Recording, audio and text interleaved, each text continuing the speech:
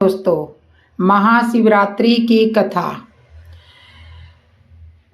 दोस्तों, महाशिवरात्रि हिंदू धर्म का एक बहुत ही पवित्र और भारत का सबसे बड़ा और एक आध्यात्मिक महत्वपूर्ण त्योहार है। लेकिन आपने कभी सोचा है कि क्यों हम इस त्योहार को मनाते हैं? वही जानेंगे आज इस वीडियो में। और हाँ, कमेंट में हर हर महादेव जरूर लिख दीजिए। तो सुनिए, आपका हमारे चैनल पे हार्दिक स्वागत है। कहा जाता है कि इस दिन और शक्ति का मिलन हुआ था। शिवरात्रि को शिवलिंग को पूरी रात स्नान कराया जाता है और इसके अलावा यह माना जाता है कि निराकार भगवान सदाशिव मध्य रात्रि में शिवलिंग मूर्ति के रूप में प्रकट हुए थे। इसलिए लोग पूरी रात जागते हैं और भगवान शिव की प्रार्थना करते हैं और महाशिवरात्रि को पूरी रात जागना अच्छा माना जाता है। यह थे कुछ कारण जिसे हम समझ सकते हैं कि इस दिन हम भगवान शिव की आराधना क्यों करते हैं। जिन्होंने कई बार पृथ्वी का उद्धार किया, अब हम आपको सुनाने जा रहे हैं एक बहुत सुंदर, और इस कथा को बीच में ना छोड़ें। दोस्तों, एक बार चित्रभानु नामक एक शिकारी था। पशुओं की हत्या करके वह अपने कुटुंब को पालता था। वह एक साहूकार का ऋणी था, लेकिन ऋण समय पर न चुका सकने पर क्रोधित साहूकार ने उसको शिव मठ में बंदी बना लिया। क्योंकि संयोग से उस दिन शिवरात्रि थी, बंदी रहते हुए शिकारी मठ में शिव संबंधी धार्मिक बातें सुनाता रहा। वहीं उसने शिवरात्रि व्रत की कथा भी सुनी। संध्या होने पर साहूकार ने उसे बुलाया और ऋण चुकाने के लिए पूछा, तो शिकारी अपने दिन सारा ऋण लौटा देने का वचन दिया। उसे बुलाया और ऋण चुकाने के लिए पूछा तो शिकारी अगले दिन सारा ऋण लौटा देने का वचन दिया। साहूकार ने उसकी बात मान ली और उसे छोड़ दिया। शिकारी जंगल में शिकार के लिए निकला, लेकिन दिन भर बंदी गृह में रहने के कारण भूख प्यास में व्याकुल था। सूर्यास्त होने पर एक जलाशय के समीप गया और वहां एक घाट के किनारे एक पेड़ पर थोड़ा सा जल पीने के लिए लेकर चढ़ गया, क्योंकि उसे पूरी उम्मीद थी कि कोई ना कोई जानवर उसकी प्यास बुझाने के लिए यहाँ जरूर आएगा।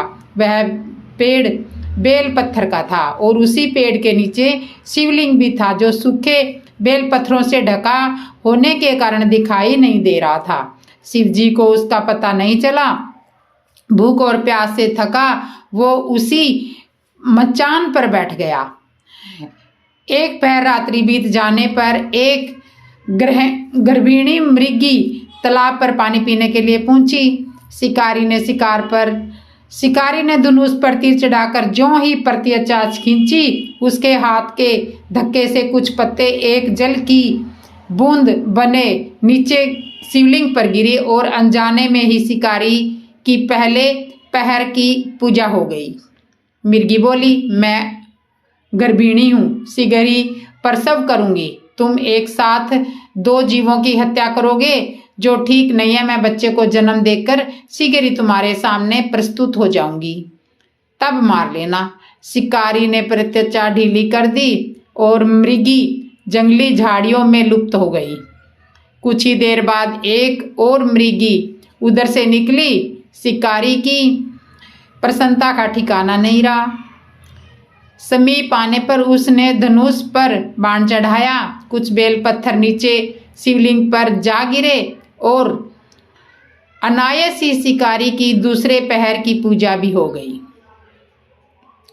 तब उसे देख मृगी ने विनम्रता पूर्वक निवेदन किया कि मैं थोड़ी देर पहले ऋतु से निर्वृत्त हुई हूँ, कामातुर विरहिणी हूँ, अपने प्रिय की खोज में भटक रही हूँ। मैं अपने पति से मिलकर शीघ्र ही तुम्हारे पास आ जाऊंगी। शिकारी ने उसे भी जाने दिया। 2 बार शिकार को खोकर वह चिंता में पड़ गया। रात्रि का आखिरी पहर बीत रहा था। तभी एक अन्य मृगी अपने बच्चों के साथ उधर से निकली। शिकारी धनुष प्रति चढ़ाकर छोड़ने ही वाला था कि मृगी बोली, मैं इन्हें बच्चों को इनके पिता के हवाले करके लौट आऊंगी। इस समय मुझे मत मारो। शिकारी हंसा और बोला, सामने आए शिकार को छोड़ दूं? मैं ऐसा मूर्ख नहीं हूं। इससे पहले मैं 2 बार अपना शिकार खो चुका हूं। मेरे बच्चे भूख प्यास से तड़फ रहे होंगे। उत्तर में मृगी ने कहा, जैसे तुम्हें अपने बच्चों की ममता सता रही है, ठीक वैसे ही मुझे भी इनकी फिक्र हो रही है। इसलिए सिर्फ बच्चों के नाम पर मैं थोड़ी देर के लिए जीवन दान मांग रही हूँ। मेरा विश्वास करो, मैं इन्हें इनके पिता के पास छोड़कर तुरंत लौटने की प्रतिज्ञा करती हूँ। मृगी के दीन स्वर सुनकर शिकारी को उस पर दया आ गई। उसने उस मृगी को भी जाने दिया। शिकार के अभाव में बेल वृक्ष पर बैठा शिकारी बेल पत्थर तोड़ तोड़ कर नीचे फेंकता जा रहा था। उसकी तीसरे पहर की पूजा भी पूर्णतः संपन्न हो गई थी। पो फटने को हुई तो एक हष्टपुष्ट मृग उसी रास्ते पर आया। शिकारी ने सोचा कि इसका शिकार वह अवश्य करेगा। शिकारी की तनी प्रयत्नता को देखकर मृग विनीत स्वर में बोला, भाई, यदि तुमने मुझसे पूर्व आने वाली 3 मृगियों तथा छोटे छोटे बच्चों को मार डाला है तो मुझे भी मारने की में विलंब न करो, ताकि मुझे उनके वियोग में एक क्षण भी दुख न सहना पड़े। मैं उन मृगियों का पति हूँ। यदि तुमने उन्हें जीवन दान दिया है तो मुझे भी कुछ क्षण का जीवन दान देने की कृपा करो। मैं उनसे मिलकर तुम्हारे समक्ष उपस्थित हो जाऊंगा। मृग की बात सुनकर शिकारी ने सारी कथा मृग को सुना दी। तब मृग ने कहा, मेरी 3 पत्नियां जिस प्रकार प्रतिज्ञाबद्ध होकर गई है, वे मेरी मृत्यु से अपने धर्म का पालन नहीं कर पाएगी। अतः जैसे तुमने उन्हें विश्वास पात्र मानकर छोड़ा है, वैसे ही मुझे भी जाने दो। मैं उन सबके साथ तुम्हारे सामने शीघ्र ही प्रस्तुत होता हूँ। उपवास, रात्रि जागरण तथा शिवलिंग पर बेल पत्थर चढ़ने से शिकारी का हिंसक हृदय कोमल हो गया। उसमें भगवत शक्ति का वास हो गया। उसके हाथ से धनुष बाण छूट गया और उसने मृग को जाने दिया। थोड़ी ही देर बाद वह मृग सपरिवार शिकारी के साथ समक्ष उपस्थित हो गया ताकि वह उनका शिकार कर सके। किंतु जंगली पशुओं की ऐसी सभ्यता, सात्विकता एवं सामूहिक प्रेम भावना देखकर शिकारी को बड़ी गल्यानी हुई। उसके नेत्रों में आंसुओं की छड़ी लग गई। उस मृग परिवार को न मारकर शिकारी ने अपने कठोर हृदय को जीव हिंसा से हटा सदा के लिए कोमल एवं दयालु बना दिया।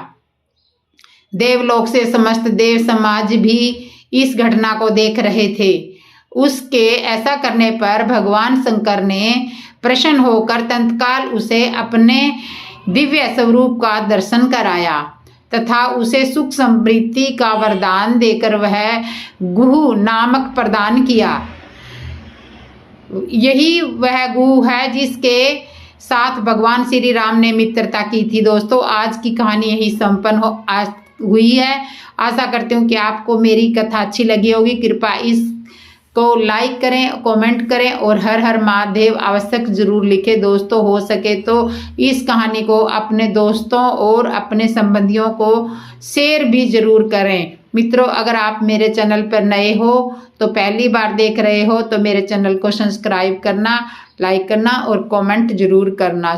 जय श्री राम दोस्तों।